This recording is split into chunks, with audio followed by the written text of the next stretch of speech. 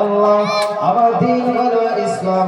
আমার নবী দুনিয়া জমিনে যাকে নবী বলে মেনেছিলাম, তিনি অন্য কেউ নয়, তিনি করেন আখিরি জামানার নবী জনাব মুহাম্মদুর রাসূলুল্লাহ সাল্লাল্লাহু আলাইহি ওয়াসাল্লাম।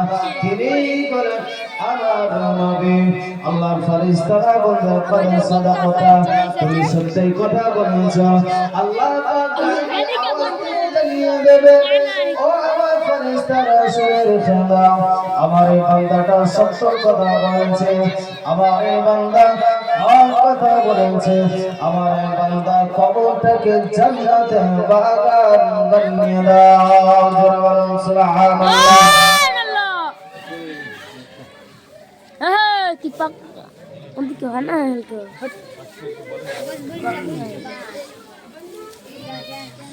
আল্লাহ নেককার বান্দার কবরটা আল্লাহ বলবে, ও আমার ফেরেশতারা, আমার নেককার বান্দার কবরটাকে বেহেশতের বাগান বানিয়ে দাও।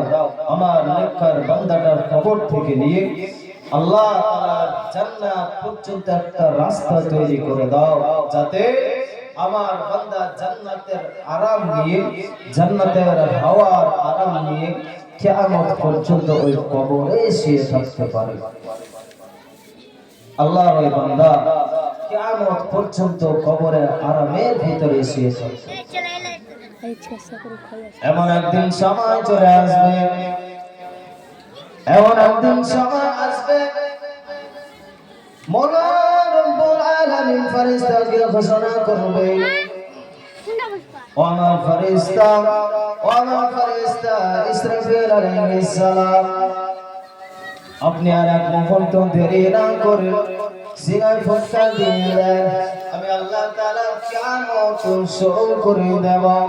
আল্লাহ তাআলার ফেরেশতা হযরত ইসরাফিল আলাইহিস সালাতু ওয়াস সালাম উনি সিনায় ফুৎকার দিয়ে দেবেন, জমিনটা বড় কম্পন সৃষ্টি হবে, পাহাড়গুলো তুলোর মতো উঠতে থাকবে। আল্লাহ তাআলা জমিনটা চূর্ণ বিচূর্ণ হয়ে যাবে, আসমানটা ফেটে যাবে, জমিনটা ফেটে যাবে। আল্লাহ তাআলা কিয়ামত সংঘটিত করবে। আল্লাহ তাআলার ফেরেশতা হযরত ইসরাফিল আলাইহিস সালাম দ্বিতীয়বার আওয়াজ দেবে, দ্বিতীয়বার ফুৎকার দেওয়ার সাথে সাথে কিয়ামতের ময়দানে আল্লাহ তাআলা বান্দা বান্দীরা সকলে উঠে যেতে থাকবে। আল্লাহ বান্দা বান্দীরা সকলে কিয়ামতের মাঠের দিকে দৌড়াতে থাকবে। আল্লাহ বান্দা বান্দীরা সকলে একত্রিত হয়ে আল্লাহ তাআলা কিয়ামতের ময়দানে দাঁড়িয়ে যাবে। আল্লাহ তাআলা বিচার শুরু করবেন না। এমন করে 3-5 দিন চলে যায়, দিন চলে যায়, আল্লাহ তাআলা এখনো বিচারখানা শুরু করেন না। আল্লাহ পাক যখন বিচার করে শুরু না করে হাসরবাসীদেরকে কিয়ামতের ময়দানে দাঁড় করিয়ে রাখবে। হাসরবাসীরা কিয়ামতের ময়দানে থাকতে পারবেন না। আল্লাহ তাআলার কাছে বলবেন, আল্লাহ ও রব্বি আল্লাহ পাক, আজকের দিনে আমরা হাসরবাসীরা কিয়ামতের ময়দানে থাকতে পারি না, হাসরের দিনেতে আর থাকতে পারি না। আল্লাহ পাক আপনি বিচারখানা শুরু করো, আল্লাহ আপনি বিচারটা শুরু করো। আমাদের যদি জান্নাত হয় জান্নাতে যাব, আর যদি জান্নাত না হয় জাহান্নামে হয়ে যায়, আল্লাহ আমরা জাহান্নামে চলে যাব। তবু আমরা কিয়ামতের ময়দানে এই কঠিন দিনেতে আর থাকতে পারি না। আল্লাহ তাআলা তখন বিচার শুরু করবেন না। আল্লাহর ফেরেশতারা তখন বসে থাকবে, হাসরবাসীরা তখন কিয়ামতে দাঁড়িয়ে থাকবে। আল্লাহ তাআলা তখন বিচার করা শুরু করবেন না। এমন সময় হাসরবাসীরা আস্তে আস্তে করে চলে যাবে। হযরত নবী আদম আলাইহিস সালামের কাছে গিয়ে বলবেন, আল্লাহ পাকের নবী হযরত নবী আদম আলাইহিস সালাম, আল্লাহ পাক আপনাকে দুনিয়া জমিনে মানুষের আদি পিতা করে পাঠিয়েছিলেন। আল্লাহ নবী আদম, আপনি আমাদের জন্য সুপারিশ করুন। আমার আল্লাহ পাক যেন বিচারখানা শুরু করে দেন।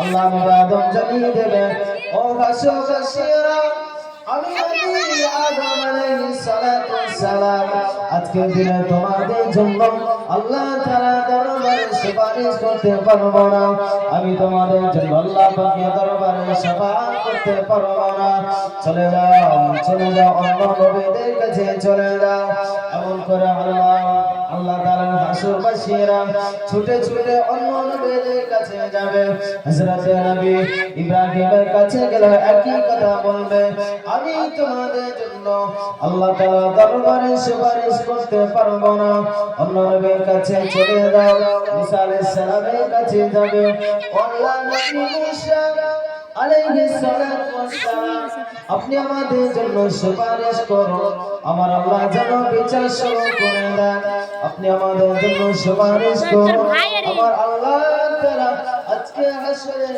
দিনে বিচার যেন শুরু করে দেন আল্লাহ নবী হযরত মুসা আলাইহিস সালাম জানিয়ে দেবে ও বাশারা আমি নবী মুসা তোমাদের জন্য আল্লাহ তাআলা দরবারে সুপারিশ করতে পারবো না অন্য নবীদের কাছে চলে যাও আল্লাহ হাসরবাসীরা ছুটে হযরত নবী ঈসার কাছে যাবে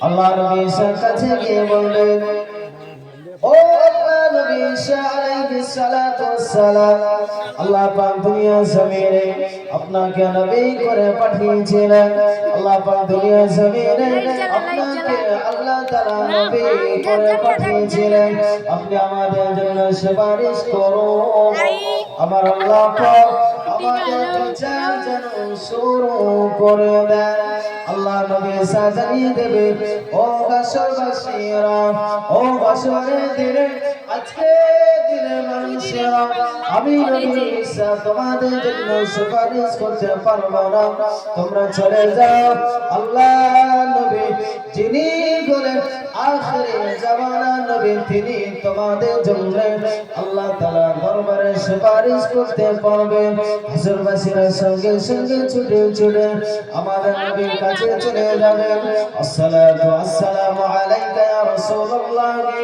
আসসালাতু ওয়াসসালামু আলাইকা ইয়া হাবিবাল্লাহ আল্লাহ পাকের নবী আমরা হাসরবাসীরা কিয়ামতের দিনে আজকে দিনে থাকতে পারে না আল্লাহ বিচার শুরু করলো না আল্লাহ পাকের নবী আপনি আমাদের জন্য সুপারিশ করুন আল্লাহ আমাদের বিচার শুরু করে দেন আল্লাহ নবী সঙ্গে সঙ্গে আল্লাহ দরবারে সিজদায় পড়ে যাবে আল্লাহ নবী সকলের জন্য সুপারিশ করবে আল্লাহ তাআলা তখন বিচার শুরু করে দেবেন যারা বলেন সুবহানাল্লাহ আসুন বক্তা সাহেব চলে এসেছে অযথা সময় নষ্ট না করে মাহফিলের মধ্যে চলে আসুন তাকবীর দে নারে তাকবীর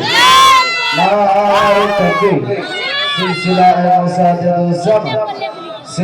এ মুসাদ্দিদুজ জামান পাহাড়পুর জীবনী জলসা বক্তা সাহেব হুজুর বলেন জিন্দাবাদ নারে তাকবীর